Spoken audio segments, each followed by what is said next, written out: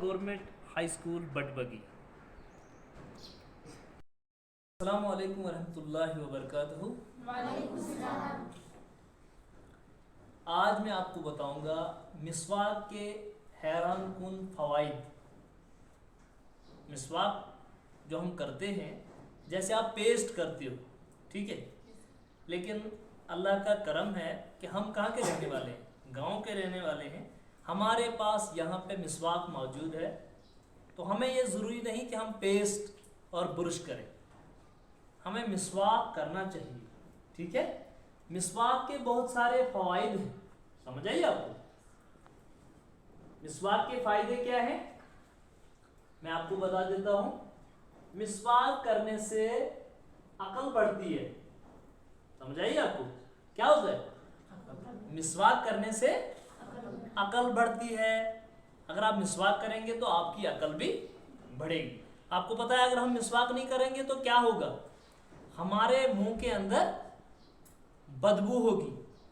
हमारे मुंह के अंदर जो हम चीज़ें खाते हैं, थोड़ी सी तो मुंह में रह जाती हैं, दांतों के साथ चिपक जाती हैं, और उसमें जो है वो, आपको पता है, उसमें वो बदबू बन जाती है, ठीक है। इसलिए यह ज़रूरी है कि हम मिसवाक करें। तो मिसवाक का पहला फ़ायदा ये है कि इससे अकल बढ़ती है।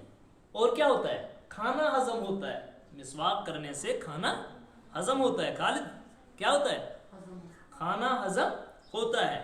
और पीठ हमारी मजबूत होती है, किससे, मिसवाक करने से। चौथा फायदा है, दर्द सर जो होता है वो दूर हो जाता है। अगर किसी को सर की दर्द होती है तो मिसवाक करने से वो दूर हो जाता है, ठीक है, वो दर्द जो है वो दूर हो जाती है। नजर हमारी तेज होती है, किससे, मिसवाक करने से हमारी नजर जो हो वो तेज, नजर जो है हमारी तेज होती है।